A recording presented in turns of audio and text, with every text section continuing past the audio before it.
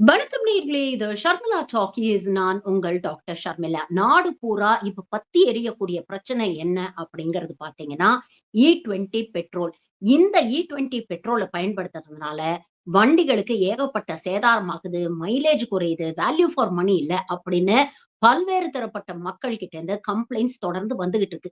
இது எந்த அளவுக்கு மக்களுக்கு ஒரு எரிச்சலை ஏற்படுத்தியிருக்குன்னு பார்த்தீங்கன்னா, வாடிக்கையாளர்கள் எல்லாம் சேர்ந்து டெல்லியுடைய ஜந்தர் மந்தர்ல போய் ஒரு மிகப்பெரிய போராட்டமே நடத்துற அளவுக்கு இந்த விஷயம் தீவிரம் அடைஞ்சிருக்கு அப்படிங்கிறத நம்ம பார்க்கணும். ஆனா ஒன்றிய அமைச்சர் நிதின் கட்கரி இது போல இல்ல அப்படிங்கிற அளவுக்கு இந்த E20ய டிஃபெண்ட் பண்ணி முட்டு குடுத்து பேசிக்கிட்டு இருக்கிறாரு. ஆரம்பத்துல இந்த மாரி கம்ப்ளைண்ட்ஸ் எல்லாம் அதிகம் வரத் தொடங்குனோன, "எங்க நீங்கல்லாம் சும்மா மீடியால பேசுறீங்க. அப்படி யாராவது ஒரு 4 பேர என் முன்னால கொண்டு வந்து நிறுத்துங்க பார்க்கலாம்." அப்படின்னு தைரியமா சவால் விட்டவரு. அடுத்தது ஜந்தர் மந்தர்ல போராட்டம் நடக்கும்பொழுது, இவங்கெல்லாம் பொலிட்டிக்கலி மோட்டிவேட்டட். எதிர்க்கட்சிகள் தூண்டி விட்டு போராட்டம் பண்றாங்க. இவங்களெல்லாம் ஆன்டி நேஷனல்ஸ், தேச துரோகிகள் அப்படின்னு வழக்கமான பாஜக டூல் கிட்ட அவுத்து விட்டாரு. ஆனா, இப்போ ரீசென்ட்டா பூட்டான் நாடு இந்தியா கொடுக்கக்கூடிய இந்த E20 பெட்ரோல ரிஜெக்ட் பண்ணிட்டாங்க. நாங்க ஒரு மலை பிரதேசம். எங்களுக்கு மாய்ஸ்சர் ஈரப்பதம் அதிகமாக இருக்கிறதுனால, இந்த பெட்ரோல பயன்படுத்தும்போது, எங்களுடைய நாட்டு மக்களுடைய வண்டிகளுக்கு சேதாரம் அதிகமாகும். இதனால எங்க நாட்டு மக்கள் பாதிக்கப்படுவாங்க. அதனால நாங்க இந்த பெட்ரோல வாங்க மாட்டோம் அப்படின்னு பூட்டான் ரிஜெக்ட் பண்ணது இன்னைக்கு பெரிய பரபரப்பா இருக்கு. இதுக்கு அப்புறம் தான் வேற வழியே இல்லாம நிதின் கட்கரி கொஞ்சம் இறங்கி ஆமா, இந்த E20 பெட்ரோல் பயன்படுத்துறதுனால வண்டிகளுடைய மைலேஜ் பாதிக்கப்படும் அப்படிங்கிற ஒரு விஷயத்த சொல்லியிருக்கிறார். ஆனா இதுக்கு மட்டும் தான் நிதின் கட்கரி பதில் சொல்லியிருக்கிறாரே தவிர, இன்னும் கேட்கப்பட வேண்டிய கேள்விகள் எத்தனையோ இருக்கு. ஏன் E20 பெட்ரோல கட்டாயம் பயன்படுத்தணும் அப்படின்னு நாட்டு மக்களை இந்த ஒன்றிய அரசு வற்புறுத்துகிறது அப்படிங்கிறது முதல் கேள்வி. இத பயன்படுத்துறதுல ஏன் இவ்ளோ அவசரம் காட்டுறாங்க? 2030ஆம் ஆண்டுக்குள்ள தான் ஒட்டுமொத்த இந்தியாவிலயும் E20 பெட்ரோல நடைமுறைப்படுத்த போறோம் அப்படின்னு சொல்லிட்டு இருந்தாங்க. ஆனா அந்த இலக்க ப்ரீபோன் பண்ணி 2025லயே இதை நடைமுறைக்கு கொண்டு வர வேண்டிய அவசியமும், அவசரமும் என்ன? 3வது மிக முக்கியமான கேள்வி, எத்தனால் மிக்ஸ்டு பெட்ரோல் அப்படிங்கிறத கொண்டு வரும்பொழுது நிதின் கட்கரி என்ன சொன்னார்னா, இத யூஸ் பண்றதுனால காஸ்ட் எஃபெக்டிவா இருக்கும். பெட்ரோலுக்கு இப்ப ரூ. 100 குடுக்குறீங்க லிட்டருக்கு. இதே எத்தனால் மிக்ஸ்டு பெட்ரோல்னா, அது உங்களுக்கு ரூ. 55 லிட்டர்ல கிடைக்கும் அப்படின்னு சொன்னார். ஆனா இன்னைக்கும் அதே ரூ. 100க்கு மேல 1 லிட்டருக்கு குடுத்து தான் இந்த E20 பெட்ரோல நாம வாங்கிக்கிட்டு இருக்கோம். அப்போ லாபம்லாம் யாருக்கு போகுது? Last most important question. Automobile regulatory authority of India ஒரு அறிக்கை வெளியிட்டிருக்கிறாங்க. அந்த அறிக்கையில சொல்லக்கூடிய பல விஷயங்கள் நமக்கு மிகப்பெரிய அச்சத்தை ஏற்படுத்துது. ஆனா, இந்த அறிக்கைய அபிஷியலா வெளிவராம ஒன்றிய அரசு தடுக்குது. இதை பற்றி ஊடகங்கள் செய்தியில எழுதுறாங்களே தவிர, அபிஷியல் ரிப்போர்ட்ட ரிலீஸ் பண்ண ஒன்றிய அரசு ஏன் தயங்குகிறது? இது போன்ற கேள்விகளுக்கெல்லாம் நேரடியா பாஜக அரசுகிட்ட இருந்து என்னைக்குமே பதில் வராது. ஆனா, ஊடகங்கள்ல வரக்கூடிய செய்திகள கவனமா நம்ம பார்த்தோம்னா, அதுல நமக்கான பதில்கள் இருக்கு. ஃபேக்ட்ஸ யாராலயுமே மறைக்க முடியாது. ஃபேக்ட்ஸ் உண்மையான நிலைமை என்ன அப்படிங்கிறத வெளிக்கொண்டு வந்துரும். அப்படிப்பட்ட ஃபேக்ட்ஸ தான் இன்னைக்கு இந்த காணொளியில நம்ம பார்க்க போறோம். First what is this ethanol blended petrol program அப்படிங்கிறத நீங்க தெரிஞ்சுக்கணும். அதாவது பெட்ரோலுடைய விலை அதிகரிக்குது. நேஷனல் மார்க்கெட்ஸ்ல க்ரூட் ஆயிலுடைய அவைலபிலிட்டி, க்ரூட் ஆயிலோட விலை ஒரு மிகப்பெரிய பிரச்சனையா இருக்கு அப்படிங்கிறதுனால, எத்தனால் மிக்ஸ்டு பெட்ரோல் ரொம்ப எஃபெக்டிவ் ஆல்டர்னேட்டிவா இருக்கும் அப்படின்னு இந்தியா மட்டும் இல்ல, உலக நாடுகள்ல பல்வேறு நாடுகள் இதை நடைமுறைப்படுத்தி இருக்கிறாங்க. இன்ஃபாக்ட் பெரும்பாலான கண்ட்ரீஸ்ல இன்னைக்கு எத்தனால் மிக்ஸ்டு பெட்ரோல தான் அவங்க யூஸ் பண்றாங்க. இந்தியாவுக்கும் எத்தனால் மிக்ஸ்டு பெட்ரோல் ஒண்ணும் புதுசு கிடையாது. 2003ஆம் ஆண்டிலேயே நீங்க பார்த்தீங்கன்னா, 0.5 to 1% எத்தனால் மிக்ஸ்டு பெட்ரோல தான் நாம யூஸ் பண்ணிட்டு இருந்தோம். மோடி அரசாங்கம் வந்ததுக்கு அப்புறம் பார்த்தீங்கன்னா, இந்த அளவு இன்னும் அதிகமாச்சு. அதாவது 2014க்கு அப்புறம் 5% அதிகரிச்சாங்க. அதுக்கப்புறம் அது 10% அதிகரிச்சிருக்காங்க. இப்போ 2025ல இத 20% அதிகரிச்சிருக்காங்க. இனி வரும் காலங்கள்ல இது இன்னும் 30லேருந்து 50% வரை அதிகரிக்கிறதுக்கான வாய்ப்பு இருக்கு அப்படிங்கிறதையும் ஒன்றிய அரசு தரப்புல இருந்தே பல பேர் பேசிட்டு இருக்காங்க. இதற்கான காரணங்கள ஒன்றிய அரசு என்ன சொல்றாங்க அப்படின்னு பார்த்தீங்கன்னா, ஃபர்ஸ்ட் க்ரூட் ஆயில் இம்போர்ட்ட நம்மளால வெகுவாக குறைக்க முடியும். இது மூலமாக ஃபாரின் எக்ஸ்சேஞ்ச்ல நம்மளால நெறைய சேவ் பண்ண முடியும் அப்படிங்கிற ஒரு விஷயத்த சொல்றாங்க. 3வது மிக முக்கியமான விஷயம் என்னன்னா, எத்தனால் பிளெண்டட் பெட்ரோல் யூஸ் பண்ணும்போது கிரீன் ஹவுஸ் எமிஷன் கிட்டத்தட்ட 65% குறையுது. அதனால சுற்றுப்புற சூழல் பாதுகாப்புக்கும் இது ஒரு ஹெல்த்தி ஆல்டர்னேட்டிவா இருக்கும் அப்படிங்கிற ஒரு விஷயத்த சொல்றாங்க. 4வது விஷயம், மிக முக்கியமான விஷயம், இதனால விவசாயிகள் மிகவும் பயனடைவார்கள். ஏன்னா இந்த எத்தனால் அப்படிங்கிறது சுகர் கேன், கார்ன், மேஸ் இது போன்ற விஷயங்கள்ல இருந்து தயாரிக்கப்படுறதுனால விவசாயிகளுடைய வருமானத்தை பெருக்கிறதுக்கும் இது ஒரு மிக முக்கியமான காரணமாக இருக்கும். நாங்க ப்ராமிஸ் பண்ண மாதிரி விவசாயிகளுடைய இன்கம நாங்க டபுள் பண்ணிடுவோம் அப்படிங்கிற ஒரு விஷயம் சொல்றாங்க. கடைசியில மிக முக்கியமான விஷயம் என்ன சொல்றாங்கன்னா, இது காஸ்ட் எஃபெக்டிவா இருக்கும். கன்சியூமர்ஸ்க்கும் இதனால பெனிஃபிட் கிடைக்கும். பெட்ரோலுடைய விலை கணிசமாக குறையும் அப்படிங்கிற ஒரு விஷயம் சொல்றாங்க. இனிவரும் காலங்கள்ல டீசல்ல கூட ஐசோபியூட்டேன் மிக்ஸ்டு டீசல் கொண்டு வரலாம் அப்படிங்கிற ஒரு ஐடியால ஒன்றிய அரசாங்கம் இருக்கு. சரி, ஒன்றிய அரசு சொல்ற மாரி உண்மையிலேயே பெனிஃபிட் வரணும் அப்படின்னா, இதனால யாருக்கு முக்கியமாக பெனிஃபிட் வரணும்? இந்த E20 பெட்ரோலை பயன்படுத்தக்கூடிய நுகர்வோர், அதாவது கன்சியூமர்ஸ் ஆன நாம. 2வது, இத பயன்படுத்தக்கூடிய அந்த வெஹிக்கிள்ஸ் என்ன கண்டிஷன்ல இருக்கு? வெஹிக்கிள்ஸ்க்கு இது பெனிஃபிஷியலா இருக்கா? கேன் தே ஹேண்டில் திஸ் அப்படிங்கிறதையும் நாம பார்க்கணும். இந்த 2 கேள்விகளுக்கான பதில நாம புரிஞ்சுக்கிட்டோம்னாலே, ஒன்றிய அரசு இந்த விஷயத்துல எவ்ளோ அவசரப்படுறாங்க, எவ்ளோ அலட்சியமா இருக்காங்க அப்படிங்கிற விஷயத்த நம்ம தெரிஞ்சுக்க முடியும். First and foremost vehicles. வெஹிக்கிள்ஸ்னால இந்த E20 பெட்ரோல ஹேண்டில் பண்ண முடியுமா அப்படின்னு கேட்டீங்கன்னா, முடியும். But with certain conditions.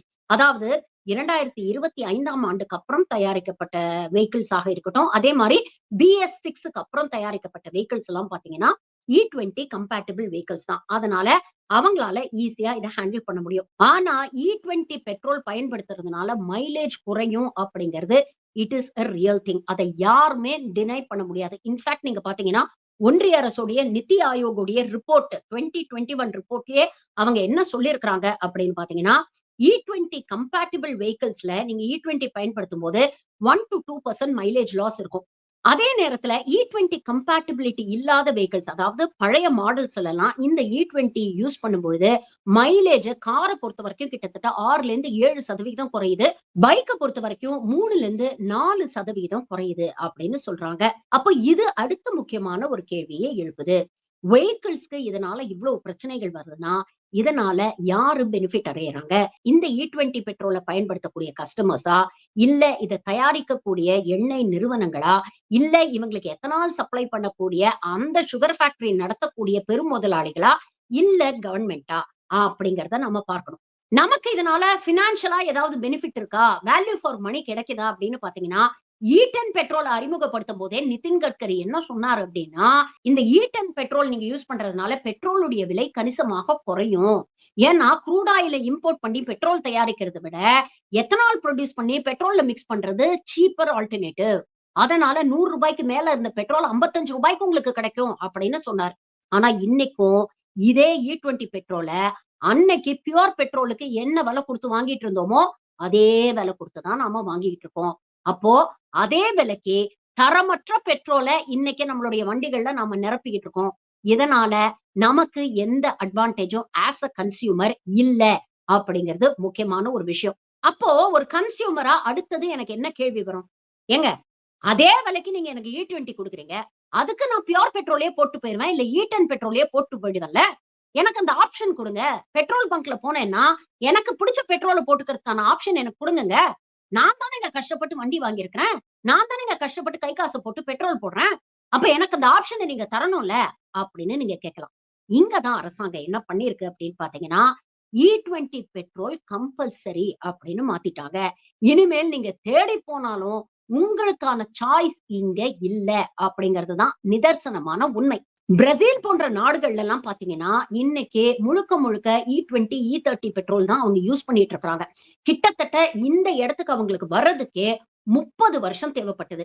இந்த 30 வருஷம் அப்படிங்கிறது ரொம்ப நெடுங்காலமா உங்களுக்கு தெரியலாம். ஆனா, அது எந்த அடிப்படையில 30 வருஷம்னு அவங்க பிக்ஸ் பண்ணாங்க அப்படின்னு பாத்தீங்கன்னா, நெறைய பேர் மிடில் கிளாஸ் பீப்பிள்லாம் பழைய வண்டி வாங்கி வச்சிருப்பாங்க. உடனே அந்த வண்டிய வித்துட்டு, புதிய வண்டி வாங்குற அளவுக்கு அவங்களுக்கு ஒரு பினான்சியல் ஸ்டெபிலிட்டியோ, இல்ல பினான்சியல் ஸ்ட்ரெங்த்தோ இருக்காது. அப்படி இருக்கும் பட்சத்துல, ஸ்லோவா இத பேஸ் அவுட் பண்ணி, பழைய வண்டிகள வந்து நம்ம ஓரங்கட்டி, புதிய வண்டிகள கொண்டு வரதுக்கு ஒரு நீண்ட நெடிய காலம் தேவைப்படும். அதனால அவங்க 30 வருஷம் எடுத்துக்கிட்டாங்க. இந்த 30 வருஷத்துக்கு அப்புறமும், இன்னைக்கும் பிரேசில்ல பார்த்தீங்கன்னா, பழைய வண்டிகள் இருக்குன்னா, அவங்களுக்கான ஆப்ஷன்ஸும் பெட்ரோல் பங்க்ல இருக்கு. இன்னைக்கும் அங்க போனீங்கன்னா, உங்களுக்கு பியூர் பெட்ரோல் E10 இந்த ஆப்ஷன்ஸும் கிடைக்கும். அந்த அளவுக்கு மக்களுக்கு எந்த பாதிப்பும் ஏற்படக்கூடாது அப்படிங்கிறதுல பிரேசில் நாட்டு அரசு எவ்வளவு கவனமா இருந்திருக்கு பாருங்க. ஆனா நம்ம நாட்டுல அதெல்லாம் எதிர்பார்க்க முடியாதுங்க.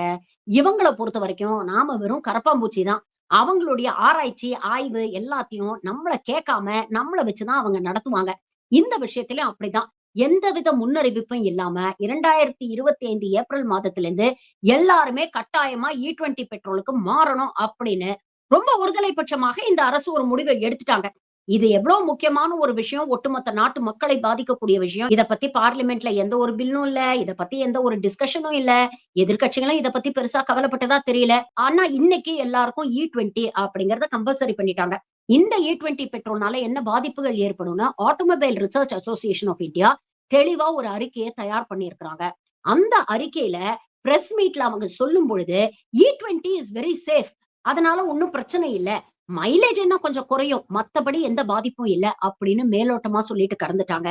ஆனா ARAI கொடுத்த முழுமையான ரிப்போர்ட்ட ஒன்றிய அரசு பொது வெளியில் ஏன் வெளியிட தயங்குறாங்க அப்படின்னு பார்த்தீங்கன்னா, அதுல இருக்கக்கூடிய மற்ற முக்கியமான விஷயங்கள்.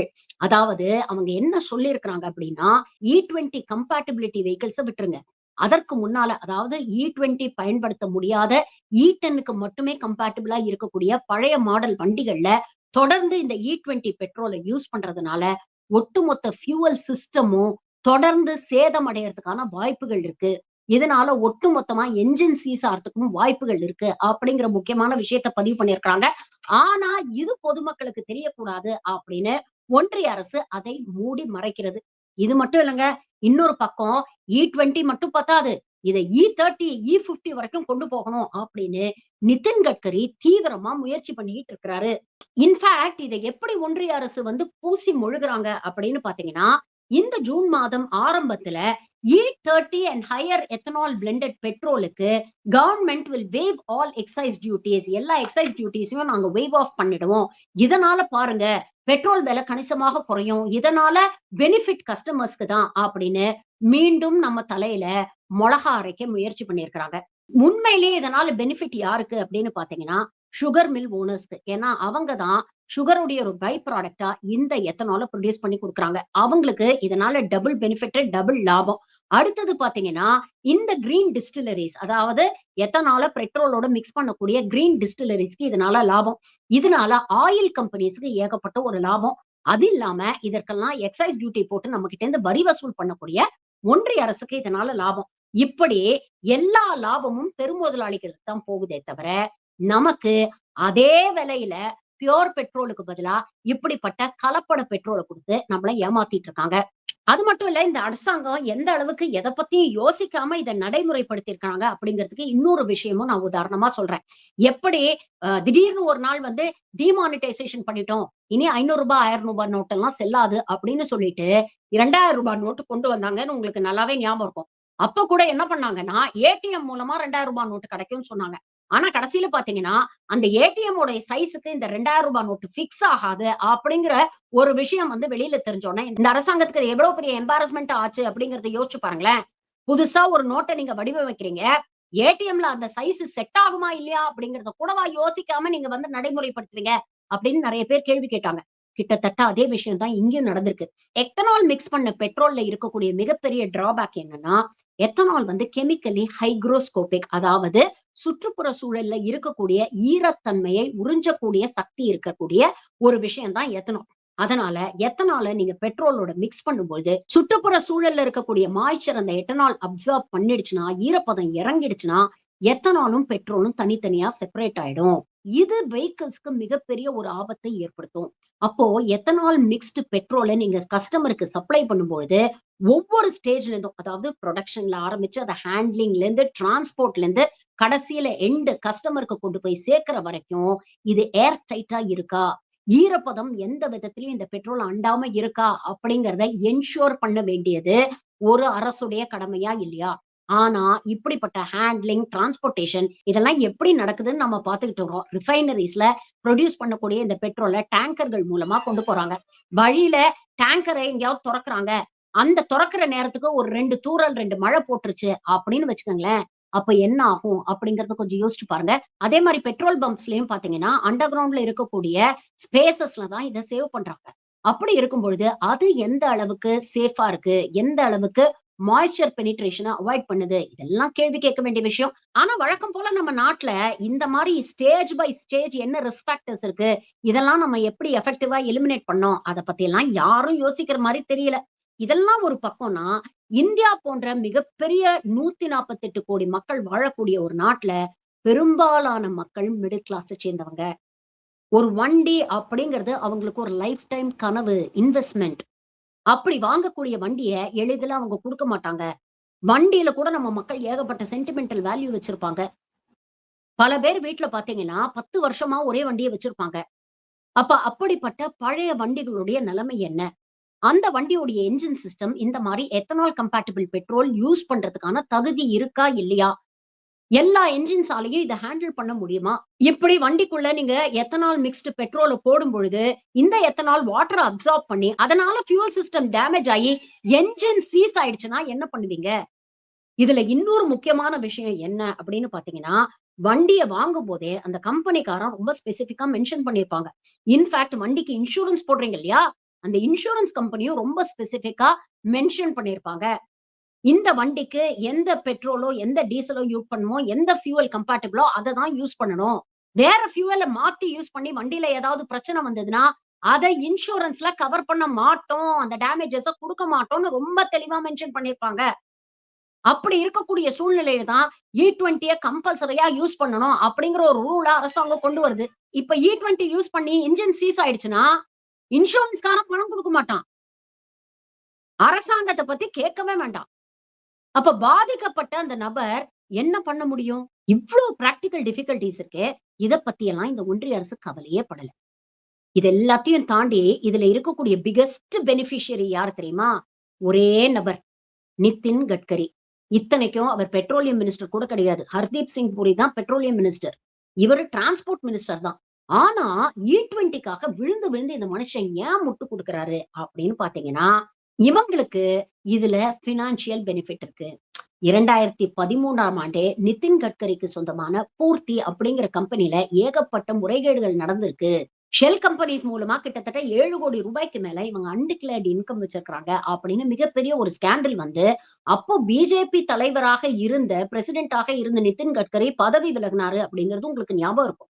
அதுக்கப்புறம் என்ன பண்ணிட்டாரு, ரொம்ப கமுக்கமா தன்னுடைய மகன்கள் பேர்ல இந்த கம்பெனிய மாத்தி விட்டுட்டாரு. இன்னைக்கு அவருடைய 2 மகன்கள் நிக்கில், சாரங் இவங்க 2 பேரும் சியான் ஆக்ரோ, மனஸ் ஆக்ரோ அப்படின்னு 2 கம்பெனி நடத்துறாங்க. இந்த கம்பெனியுடைய முக்கியமான வேலையே என்னன்னா, சுகர் மில்ஸ் மூலமா ஒரு பக்கம் சுகர் தயாரிச்சு, அதோடைய வேஸ்ட்ட வச்சு எத்தனால் தயாரிக்கிறது.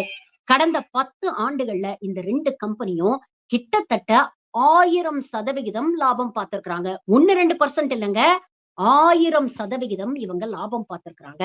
இந்தியால இருக்கக்கூடிய ஒட்டுமொத்த எத்தனால் புரொடக்ஷன்ல பார்த்தீங்கன்னா, கிட்டத்தட்ட 1% நிதின் கட்கரியுடைய ஃபேக்டரிஸ்ல இருந்து போகுது. அப்போ எந்த அளவுக்கு இவர் லாபம் சம்பாதிச்சிருப்பாரு அப்படிங்கிறத யோசிச்சு பாருங்க. சரி, அப்போசிஷன் ஏன் வாய மூடிட்டு பேசாம இருக்கு? ஏன் அப்போசிஷன் லீடர்ஸ் இத ஒரு சீரியஸான பிரச்சனையா எடுக்க மாட்டேங்கிறாங்கன்னா, அதுக்கும் காரணம் இருக்கு. Majority of the sugar factories பார்த்தீங்கன்னா, மகாராஷ்டிரா, கர்நாடகா போன்ற மாநிலங்கள்ல இருக்கு. இந்த சுகர் ஃபேக்டரிஸோட ஓனர்ஸ் யாருன்னு பார்த்தீங்கன்னா, பெரிய பெரிய பொலிட்டிக்கல் லீடர்ஸ். சமாஜ்வாதி பார்ட்டியா இருக்கட்டும், இல்ல சிவசேனாவா இருக்கட்டும், இல்ல பிஜேபி தலைவர்களா இருக்கட்டும், இல்ல காங்கிரஸ் தலைவர்களாக இருக்கட்டும். எல்லாருமே இந்த பிசினஸ்ல இன்வால்வ்டா இருக்காங்க. இன்ஃபாக்ட் கர்நாடகால இருக்கக்கூடிய பெரிய பெரிய சுகர் மில்ஸ் எல்லாம் காங்கிரஸ் தலைவர்களுக்கு சொந்தமானது. அதனால சும்மா பெயர் அளவுக்கு இதுல ஒரு லோக்பால் என்கொயரி கொண்டு வரணும். நிதின் கட்கரி மேல நடவடிக்கை எடுக்கணும் அப்படின்னு பேசுறாங்களே தவிர, இந்த E20 பெட்ரோல நீங்க கட்டாயப்படுத்துறதுனால பொதுமக்களுக்கு எவ்வளவு சேதாரம் ஏற்பட்டிருக்கு? பொதுமக்கள் இதனால எவ்வளவு பாதிக்கப்படுறாங்க? அப்படிங்கிறத அப்போசிஷன்ல இருக்கக்கூடிய ஒரு தலைவரும் பேச மாட்டேங்கிறாங்க. ஏன்னா, இவங்க எல்லாரும் இதில் கூட்டுக்களவாணிகள். சரி, எக்ஸ்பர்ட்ஸ் என்ன சொல்றாங்க? அப்படிங்கிறதையும் நம்ம பார்க்கணும். இந்த மாதிரி எத்தனால் கன்வெர்ட்டட் பெட்ரோலுக்கு நம்ம மாறணுமா? அப்படின்னு கேட்டீங்கன்னா, மாறணும். ஏன்னா வேற சாய்ஸ் இல்ல. நாளுக்கு நாள் பெட்ரோல், டீசலுடைய விலை அதிகமாயிட்டு இருக்கும் பொழுது, எஃபெக்டிவ் ஹெல்த்தி ஆல்டர்னேட்டிவ்ஸ நாம பார்க்க வேண்டிய தேவை இருக்கிறது. ஆனா, அந்த டிரான்சிஷன் ஸ்லோ அண்ட் ஸ்டெடியாக இருக்கணும். இத பயன்படுத்தக்கூடிய கன்சியூமர்ஸ்க்கு இந்த டிரான்சிஷன்க்கு நீங்க எனஃப் டைம் குடுக்கணும். அவங்களுடைய வாழ்வியல, அவங்களுடைய பொருளாதாரத்த பாதிக்காத அளவுக்கு அரசு இத ஸ்லோவா, ஸ்டெடியா, ஃபேஸ்ட் அவுட் மேனர்ல இம்ப்ளிமெண்ட் பண்ணணும் அப்படின்னு எக்ஸ்பர்ட்ஸ் சொல்றாங்க. அதற்கு அவங்க என்ன சொல்றாங்கன்னா, நீங்க E20 இன்ட்ரோடியூஸ் பண்ணுங்க. E30 இன்ட்ரோடியூஸ் பண்ணுங்க. ஆனா அதே நேரத்துல சாய்ஸ் குடுங்க மக்களுக்கு. E10 அவைலபிளா இருக்கணும். பியூர் பெட்ரோல் அவைலபிளா இருக்கணுமோ, யாருக்கு எது வேணுமோ அவங்க அத பயன்படுத்திப்பாங்க. அந்த பெனிஃபிட்ட நீங்க மக்களுக்கு குடுக்கணும்னு சொல்றாங்க. ஆனா, இந்த அரசு எங்கங்க நமக்கு சாய்ஸ் குடுக்குதுக்கு? நாம என்ன உடை போடணும்? நாம என்ன சாப்பாடு சாப்பிடணும்? நம்ம யார லவ் பண்ணி கல்யாணம் பண்ணணும்? நாம எந்த இடத்துல தொழில் பண்ணணும்? இது எல்லாத்தையுமே முடிவு பண்ணக்கூடிய ஒரு அரசு, இந்த விஷயத்துல மட்டும் நமக்கு சாய்ஸ் குடுக்குறோம் அப்படின்னு நம்புறது எவ்ளோ அபத்தமான ஒரு விஷயம். அதனால அவங்களுக்கு லாபம் வருதுன்னா, அவங்க எத வேணாலும் செய்வாங்க. அத செஞ்சுகிட்டே தான் இருப்பாங்க. அதுலேருந்து அவங்க பின்வாங்க போறதில்ல. அப்போ நமக்கான பாதிப்ப குறைச்சுக்கிறதுக்கு என்னென்ன வழி அப்படிங்கிறது யோசிக்கிறது தான் இப்போ இருக்கக்கூடிய ஒரு சிறந்த ஆல்டர்னேட்டிவா இருக்கு. அப்படி இருக்கும் பொழுது நாம என்ன பண்ணணும்? ஃபர்ஸ்ட் அண்ட் ஃபார்மோஸ்ட் 2025க்கு அப்புறம் நீங்க வண்டி வாங்கியிருக்கீங்கன்னா, அது E20 கம்பேட்டிபிளா இல்லையா அப்படிங்கிறத செக் பண்ணிக்கங்க. புதுசா வண்டி வாங்க போறவங்க, அது E20 கம்பேட்டிபிளா இல்லையா அப்படிங்கிறத செக் பண்ணி வாங்குங்க.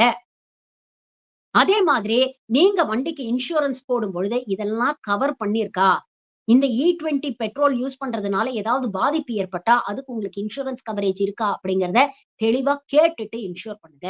முடிஞ்ச அளவுக்கு ரொம்ப பழைய வண்டி வச்சிருக்கிறவங்க, அத மாத்திட்டு புது வண்டி இல்ல எலக்ட்ரிக் வெஹிக்கிள்ஸ்க்கு மாறுறது, it is a safe and healthy alternative. எங்களுக்கு அவ்வளவு வசதி எல்லாம் கிடையாதுங்க.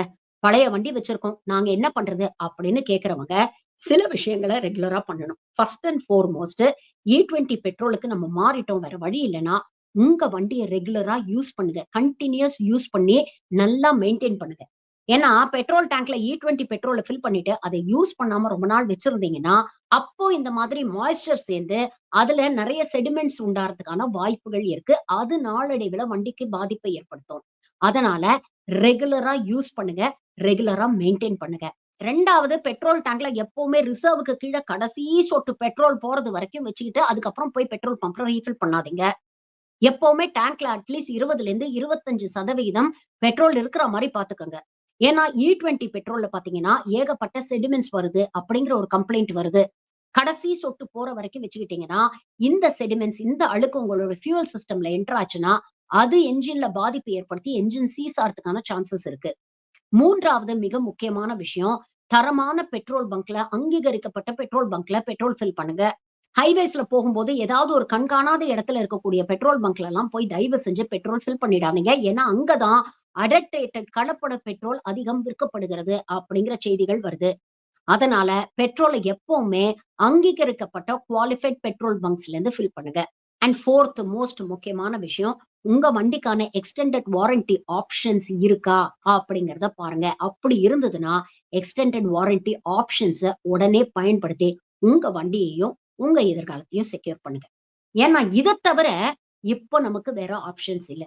இனி வரும் காலங்கள்ல இது எவ்வளவு பெரிய ஒரு பொலிட்டிக்கல் இஷ்யூவா வெடிக்க போகுது அப்படிங்கிறது நமக்கு தெரியாது. ஆனா அதையும் ஊத்தி மூடி மறைக்கிறதுக்கு பிஜேபி அரசும் ஊதி மூடியாவும் தயாரா தான் இருக்கும். அதனால நம்ம வாழ்க்கையும், நம்ம வண்டியும் பாதுகாக்கிறது நம்ம கையில தான் இருக்கு. நன்றி. வணக்கம்.